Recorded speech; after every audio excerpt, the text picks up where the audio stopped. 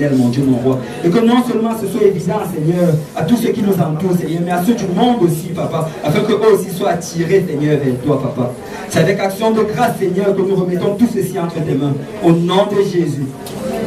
Que tout le monde dise au nom de Jésus. Au nom de Jésus. Donc, pardonne-moi nos actions.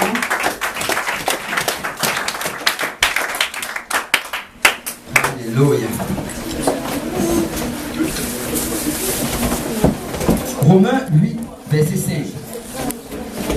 La version de la Bible David dit: car ceux qui sont selon la chair ont leur pensée aux choses de la chair, mais ceux qui sont selon l'esprit aux choses de l'esprit. Bon, la vie du chrétien, on le sait tous, c'est un combat. Si ça fait un bout de temps que tu as commencé à servir le Seigneur, tu as sûrement remarqué qu'il y avait une certaine résistance. Tu as remarqué que ce n'était pas juste facile. Ce n'était pas juste comme on le dit, chacun s'assoit, Dieu le pousse. Tu vas t'asseoir, il y aura une résistance et tu devras pousser. Amen. Et c'est vraiment un combat entre la chair et l'esprit. C'est un combat entre la volonté de ta chair et la volonté de ton esprit. Et dans le livre de Romains, Paul en parle beaucoup. Il parle du péché, il parle du combat entre le péché et l'esprit, et entre le péché et la volonté du Seigneur. Et il raconte comment ils étaient avant, comment ils étaient tous guidés, comment on était avant, comment on était tous guidés par la chair. Mais quand on a donné notre vie à Dieu, quand on a reçu l'esprit, il y a eu maintenant cette résistance-là. Et à cause de cela, on est en train de combattre continuellement. Et l'esprit va te demander des choses et la chair va te demander d'autres choses. Et ce que tu vas remarquer, c'est que ce que l'esprit te demande est toujours contraire à ce que la chair te demande. Ce que l'esprit te demande sera contraire à ce que la chair te demande. Si un jour tu te rends compte que l'esprit te demande une chose et que c'est la même chose que la chair te le demande et que ce n'est pas dans la parole du Seigneur, sache que cet esprit-là ne vient pas de Dieu. En fait, ça c'est un bon moyen de discerner c'est quoi l'esprit qui vient de Dieu. Et ça te demande ce que ta chair te demande. Ok, toi tu ne viens pas de Dieu. Amen. Donc c'est déjà un moyen de remarquer cela. Mais il faut voir que dans cela, dans ce combat-là, c'est nous qui décidons. Le Seigneur nous a donné depuis le commencement le pouvoir de choisir. Il a dit, je mets aujourd'hui devant toi la vie et la mort, choisis la vie afin que tu vives. Donc depuis le départ, on a le pouvoir du choix. On peut choisir c'est quoi qui va décider dans ma vie. Est-ce que c'est l'esprit de Dieu que j'ai reçu ou est-ce que c'est la chair qui est en train d'essayer de me dominer? Et on sait, pour la plupart d'entre vous, vous savez qu'il y a 3 étapes dans le salut. Vous savez qu'il y a il y a la justification, il y a la sanctification, il y a la glorification. Et on sait que la justification, ça attaque l'esprit. D'abord, chacune de ces 3 étapes-là attaque chacune des 3 dimensions de notre corps, parce que de nous-mêmes. Parce qu'on est fait d'esprit, d'âme et de chair. Donc, la justification, ça s'attaque directement à l'esprit. Depuis le jardin d'Éden, on était mort spirituellement. Mais quand on a reçu l'esprit de Dieu, on dit qu'on est né de nouveau. Ton esprit est né de nouveau. Amen. Donc, quand tu étais né de nouveau, tu étais justifié. Et la naissance, pour naître de nouveau, ça prend d'être la repentance, de repentir de tes péchés, te baptiser au nom de Jésus pour le pardon de tes péchés. Et tu reçois le baptême du Saint-Esprit. Et là, tu es une nouvelle créature. Amen. Amen. Amen. Donc, après la justification, puisque tu dois encore marcher sur cette terre-ci, tu as besoin de passer à travers le processus de la sanctification. La sanctification va s'attaquer à ton âme. La Bible dit, c'est Dieu qui le dit dans la Bible, soyez saints car je suis saint. Amen. Amen. Soyez saints car je suis saint. Il nous demande directement et clairement d'être saints. Et si on peut aller dans Hébreux 12, 14. Hébreux 12, 14 dit, recherchez la paix avec tous et la sanctification sans laquelle nul ne verra le Seigneur. Amen. Rechercher la paix avec tous et la sanctification sans laquelle nul ne verra le Seigneur. La sanctification, c'est vraiment un processus. C'est le processus pour devenir saint. Donc, à travers toutes les étapes, tous les procédés de la sanctification, en le faisant, tu vas devenir saint au retour du Seigneur. Amen. Et au retour du Seigneur, justement, on a la dernière étape qui s'appelle la glorification. Et la glorification, ça s'attaque à notre corps. C'est le Seigneur qui va nous glorifier. Si on peut aller dans 1 Corinthiens, chapitre 15, du verset 51 à 53.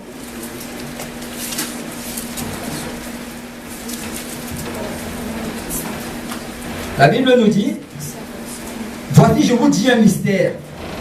Nous ne mourrons pas tous, mais tous nous serons changés.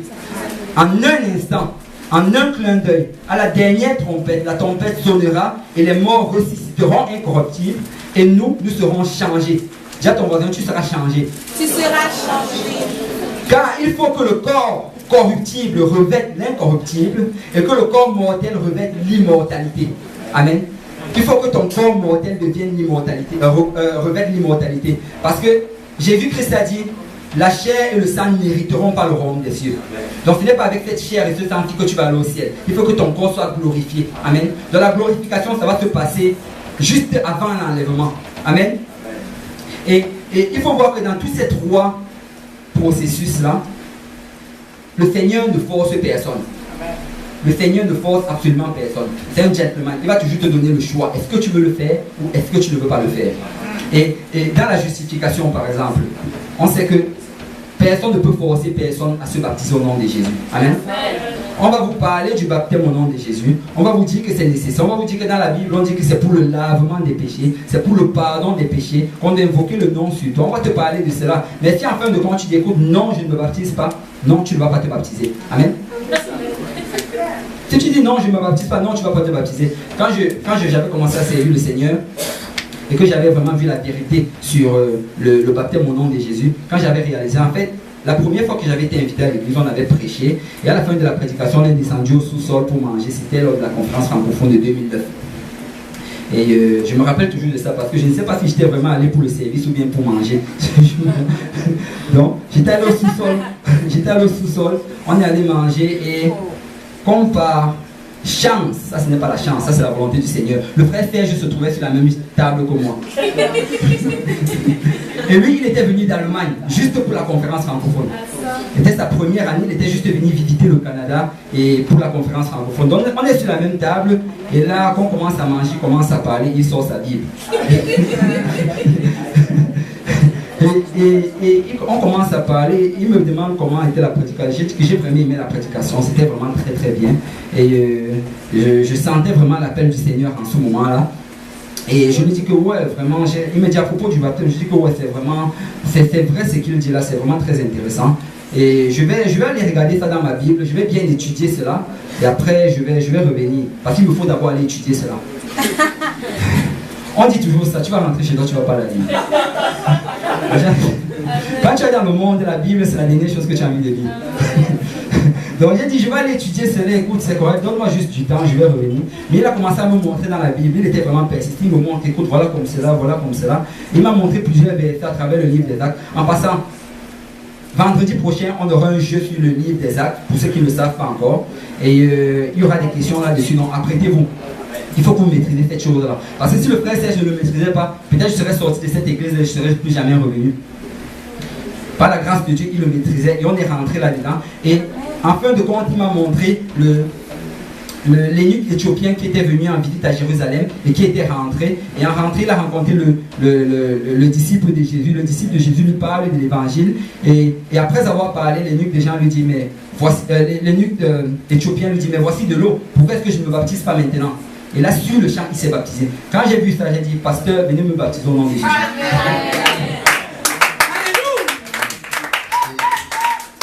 Et par la suite, je me suis baptisé. Et après cela, j'ai servi le Seigneur. J'ai commencé à voir, je me suis rendu compte en fait que le message du baptême, c'est vraiment pour le lavement des péchés. Que sans le baptême, tu ne peux pas rentrer au ciel. Et quand je réalisais cela, je vois on prêchait le baptême. On prêchait aux gens, tu dois te baptiser au nom de Jésus. C'est pour que tes péchés soient lavés. C'est pour que tes péchés soient pardonnés. Mais les gens n'obéissaient pas. Et à un moment, j'étais un peu frustré dans l'esprit par rapport à cela. Et je me suis demandé que, mais si par exemple, je ne sais pas, si on pouvait un jour aller enlever les gens, venir les forcer à se faire baptiser. Et après, dès qu'ils sortent de l'eau du baptême, après on dit que ben, l'affaire est déjà faite. Et après, le Seigneur va dealer avec eux. Parce que je voyais tellement comment c'était important. Mais c'est sûr que le Seigneur m'a fait voir par la suite que ce n'est pas le choix. Il ne va jamais forcer personne. Il ne nous a pas forcé, nous on ne va forcer personne. Amen. Donc, la justification, ça prend notre choix. Et pour la sanctification aussi, ça prend ton choix. La sanctification, ça vient d'un mot qui signifie séparer. Et le Seigneur dit, séparez-vous du milieu d'eux. Donc, dans le processus de la sanctification, tu vas te séparer du monde et tu vas te rapprocher de Dieu. Il n'y a pas juste la séparation, mais il y a aussi le rapprochement. Je dis ça pourquoi? Parce que Si on dit juste séparation, certaines personnes risquent juste de se séparer et aller s'exiler quelque part. Mais ce n'est pas ça qu'on veut. Amen. Tu dois te séparer du monde et te rapprocher de Dieu. Je ne sais pas si vous avez entendu cela. Il y a de cela quelques mois, il y a un homme aux États-Unis qu'on a découvert. Il vivait dans une forêt au Maine. On dit qu'il a vécu là-bas pendant 27 ans dans la forêt au Maine. Il vivait dans une petite tente. Il a vécu là 27 ans. Tout seul là. Il se promenait. Les gens entendaient parler de lui. Il était devenu comme un mythe. Mais il y avait un camp de voyageurs pas trop loin de là. Et on s'est rendu compte que la nourriture disparaissait régulièrement. Et finalement, on a mis une caméra cachée. On a vu un homme en chapeau qui venait, il ouvrait le frigo, il prenait les affaires, après il ressortait, il partait. Et le gardien du camp, on lui a posé les questions par rapport à ça, il dit que ouais, c'est vraiment bizarre, je n'ai jamais entendu parler de cet homme-là, mais nos affaires disparaissaient toujours. Je crois qu'il devait nous considérer comme son Walmart. Mais le truc, c'est que même si tu te sépares du monde, même si tu pars t'exiler, malgré cela, ce n'est pas ça qui va t'empêcher de pécher, parce que tu as le péché en toi. Donc il faut que tu te sépares du monde, mais tu te rapproches de Dieu pour que ça t'empêche de pécher. Vous avez vu, ce gars-là, il s'est exilé, mais malgré cela, il péchait, il volait. Et finalement, on l'a arrêté, on l'a mis en prison, donc il va payer $5 000 pour sortir. Donc, même si tu te sépares du monde, ça prend que tu te rapproches de Dieu. Tu te rapproches de Dieu. Et ça aussi, ça demande ton choix personnel. Tu dois te décider, Seigneur, je veux me séparer du monde, j'en ai marre de ce monde-là, mais je veux me rapprocher de toi. Je veux me rapprocher de toi. Et si on parlait dans Romains 12, versets 1 à 2, la Bible nous dit, je vous exhorte donc, frères, par les compassions de Dieu, à offrir vos corps. Dis à ton voisin, offre ton corps. Comme un sacrifice vivant, seul, agréable à Dieu, qui sera de votre part un culte raisonnable. Ne vous conformez pas au siècle présent, mais soyez transformés par le renouvellement de l'intelligence, afin que vous discerniez quelle est la volonté de Dieu, ce qui est bon, agréable et parfait. Amen.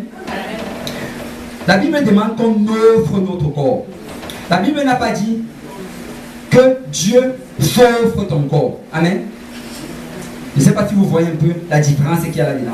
Entre que tu offres ton corps et que Dieu lui-même, il se sert de ton corps. Ce n'est pas ça. Quand on te demande d'offrir, ça veut dire que tu dois faire le choix de donner ton corps à Dieu. Amen. Tu dois donner ton corps à Dieu. Et tu dois le lui donner comme un sacrifice vivant. Tu dois le lui donner. Donc ne t'attends pas à ce que tu vas rester là, le Seigneur va venir prendre ton corps. Il faut que toi-même tu le donnes.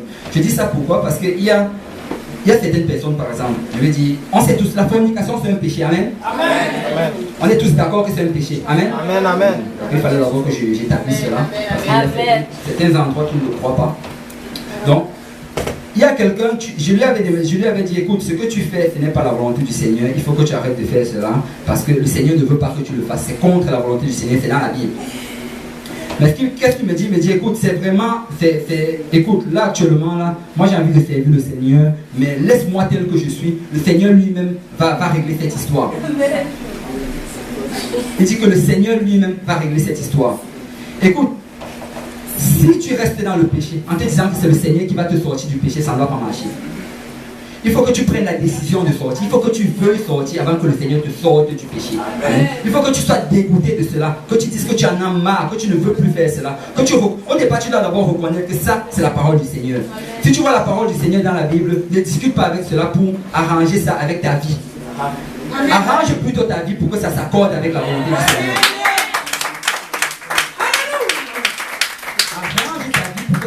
Avec la volonté du Seigneur. Et comment tu vas arranger ta vie? Tu reconnais d'abord que oui, ça c'est la parole de Dieu, ça c'est un péché. Ensuite tu dis, Seigneur, je suis dégoûté de cela, je ne veux plus le faire. Et ensuite tu fais de toutes tes forces pour que le Seigneur t'aide à ne plus le faire. Amen. Et quand tu vas faire de toutes tes forces, c'est là que le Seigneur va t'aider. C'est là que le Seigneur va t'aider. Avant cela, le Seigneur ne peut rien faire pour toi. Parce qu'il faut que tu prennes la décision que je ne veux plus. Amen. Il faut que tu prennes la décision, je ne veux plus. Et c'est ça la différence qu'il y a entre quelqu'un qui vit dans le péché et quelqu'un qui commet un péché. Parce qu'il y a une grande différence entre quelqu'un qui vit dans le péché et quelqu'un qui commet un péché. Quand tu commences à servir le Seigneur, tu te rends compte que tu tombes de temps en temps. De temps en temps, tu commets un péché. Et ça fait commettre le péché. C'est là que la Bible dit que le juste tombe, cette fois il se relève. Tu tombes, mais tu te relèves. Amen. Celui qui vit dans le péché, par contre, ce n'est pas cela. Lui, il prend plaisir au péché. D'accord. On a une très bonne illustration récemment par rapport à cela. On a dit que ça, c'était un peu comme la différence qu'il y avait entre la réaction d'un cochon et d'une brebis quand il tombait dans la boue. Je ne sais pas si vous vous rappelez de ça. Amen. Qu'est-ce qu'on a dit par rapport à ça? On a dit que le cochon, quand il tombe dans la boue, il prend plaisir à cela. Il se roule par terre, il se prélasse, il se réjouit. Par contre, la brebis, quand elle est tombée dans la boue, elle pleure. Non, maître, sors-moi de là. Amen. Maître, sors-moi de là. Donc elle tombe, mais elle se relève. Elle ne veut pas rester là. Amen. Elle ne veut pas rester dans la boue. C'est là que le juste se relève. C'est ça dont la Bible est en train de parler. Donc,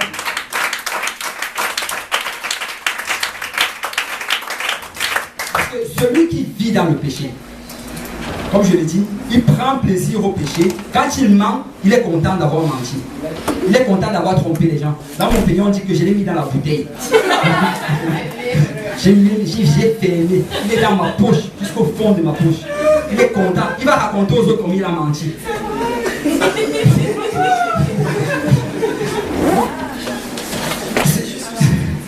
Il appelle à son travail.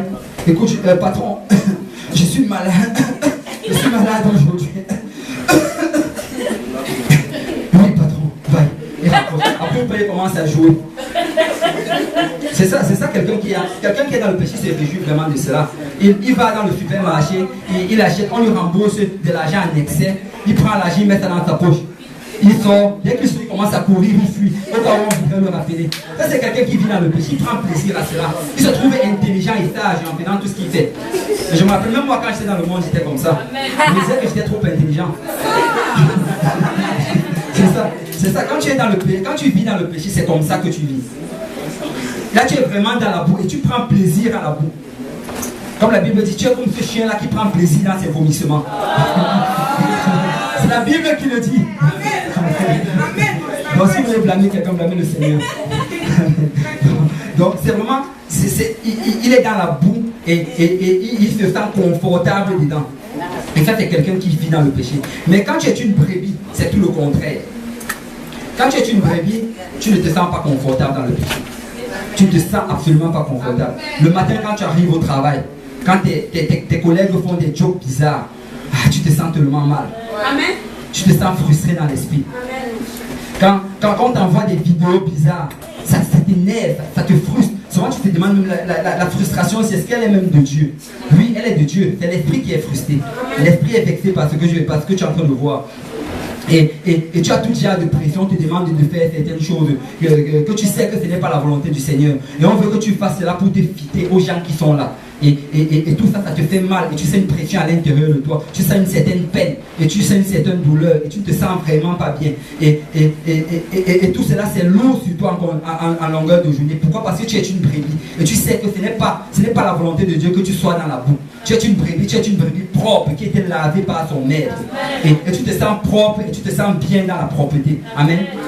Amen. Et quand tu fais cela, quand tu rentres le soir, la nuit, et quand tu te mets à genoux pour prier, tu commences à prier le Seigneur. Et tu commences à te rappeler à tout ce que tu as fait pendant la journée. Et tu commences à demander pardon au Seigneur parce que tu t'es frustré, parce que ceci ou cela s'est passé. Parce que tu as commis tel ou tel péché, parce qu'on t'a mis la pression à tel ou tel endroit. Parce que tu as vécu telle ou telle chose dans ton travail. Et tu commences à pleurer vers ton maître. Oh, tu dis, maître, sors-moi de cette boue. Maître, sors-moi de ce que j'ai traversé aujourd'hui. Lave-moi de tous ces péchés-là que j'ai fait aujourd'hui. Seigneur, je n'ai pas apprécié ce que j'ai fait. Je n'ai pas aimé ce que j'ai fait. Lave-moi, Seigneur, purifie-moi. Oh, Seigneur, il enlève toutes ces iniquités en moi. Et tu pleures, et tu pleures, et tu pleures. Et je ne sais pas si vous pouvez le remarquer, mais quand tu es dans les prières, et quand tu es vraiment dans l'intercession, et quand tu es même en train de prier pour tes péchés, ça sonne même vraiment comme la brebis.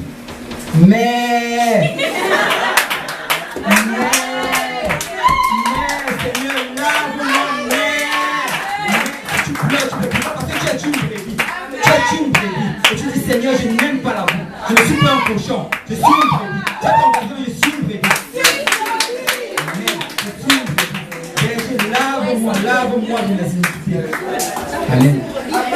Et comme on l'a lu aujourd'hui, comme on l'a lu au verset d'introduction, dans Romains 8, verset 5, la Bible nous dit: ceux en effet qui vivent selon la chair s'affectionnent aux choses de la chair, tandis que ceux qui vivent selon l'esprit s'affectionnent aux choses de l'esprit.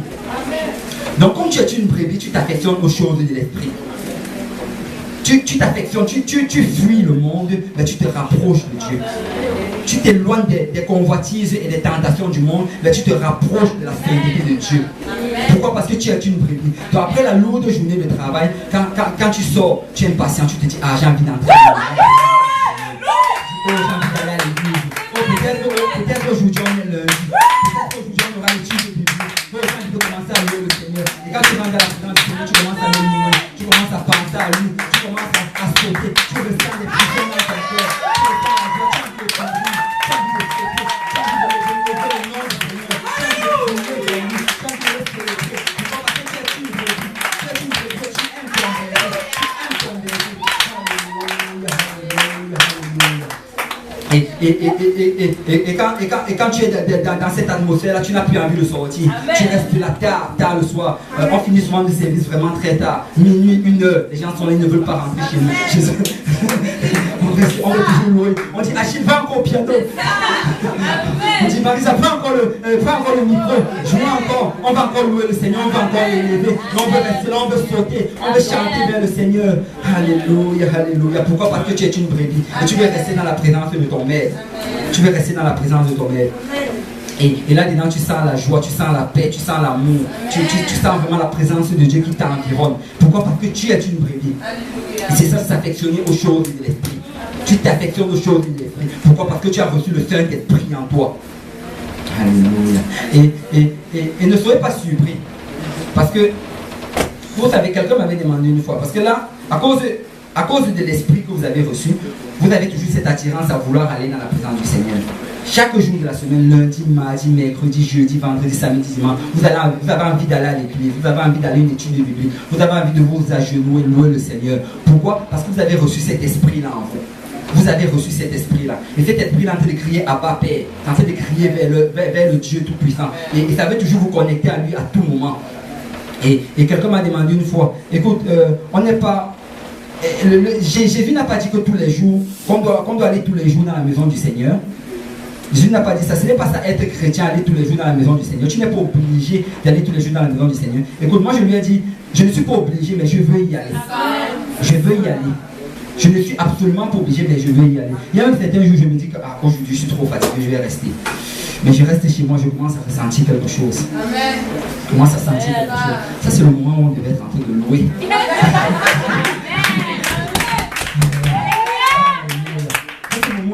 De sauter. Alléluia. Ça, c'est le moment où je devais être en train de lever mes mains vers Dieu.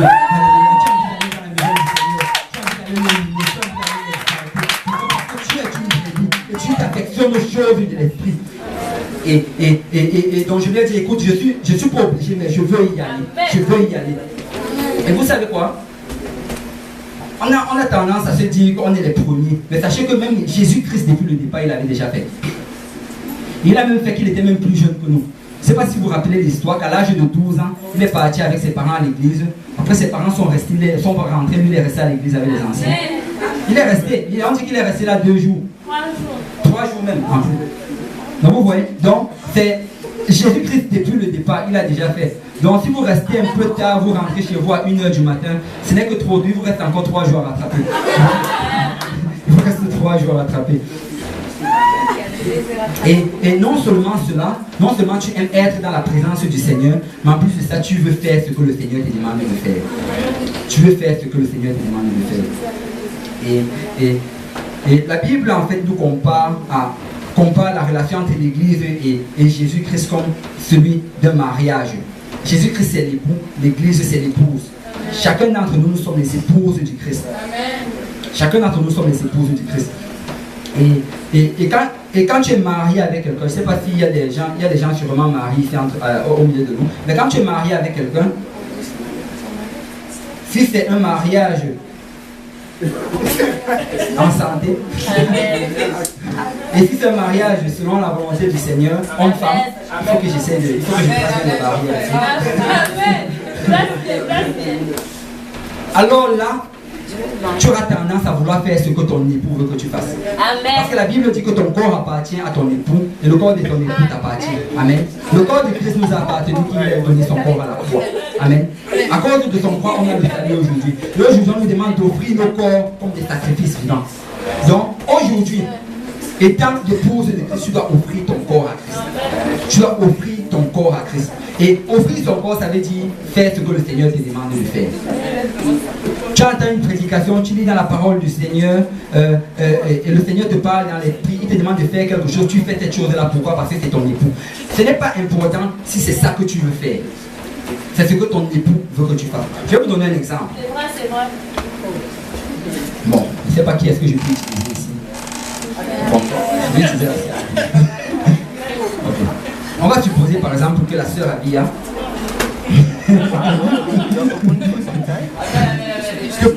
que dans quelques temps, elle rencontre un très beau jeune homme.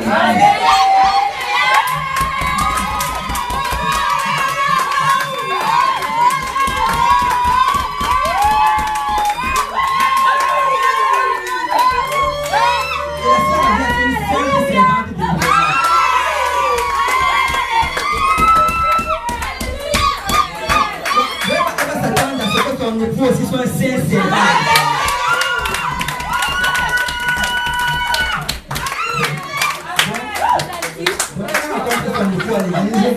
Mais son époux, il a rencontré le Seigneur, il a vraiment le fou pour le Seigneur, il a tout donné pour le Seigneur. Mais il y a une chose qu'il n'a pas donné pour le Seigneur.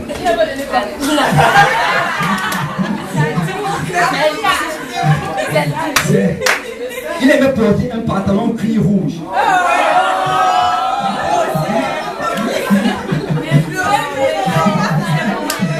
Il ne le portait pas tous les jours, elle ne le voyait pas avec ça. Mais quand il est posé, il a commencé à porter.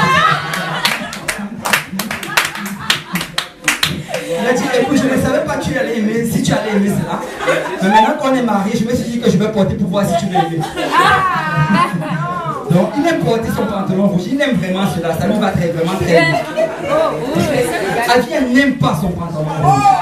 Elle n'aime pas ce pantalon en cuir rouge. Elle aime porter ça d'habitude avec des chemises blanches.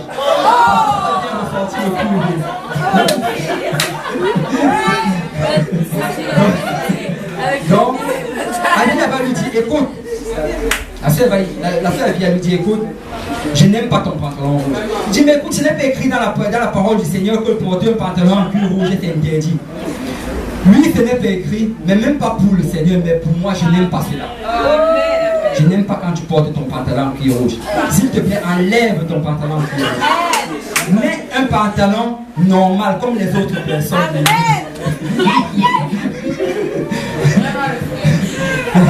Et après, le frère, il dit que non, j'aime mon pantalon en cuir rouge. C'est mon grand-père qui m'avait donné. C'est une valeur sentimentale pour moi, ce pantalon en cuir rouge. Avia insiste, elle insiste, mais le frère dit que non. Après un bout de temps, Avia dit, ok, si c'est comme ça, tu vas choisir. Soit, Avia, c'est une chrétienne, une sainte servante de l'Éternel. Amen. Donc elle sait que le divorce, ce n'est pas la volonté du Seigneur. Donc ne vous attendez pas à ce que je parle du divorce. Donc elle dit, tu vas choisir. Soit tu échanges ce pantalon en cuir rouge là, soit tu n'entres plus dans la chambre conjugale.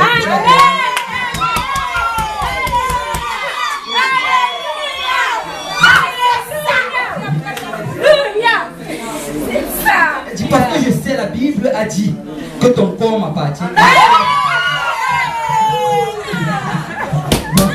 Donc par la suite, le frère, par la suite, le frère aura un choix.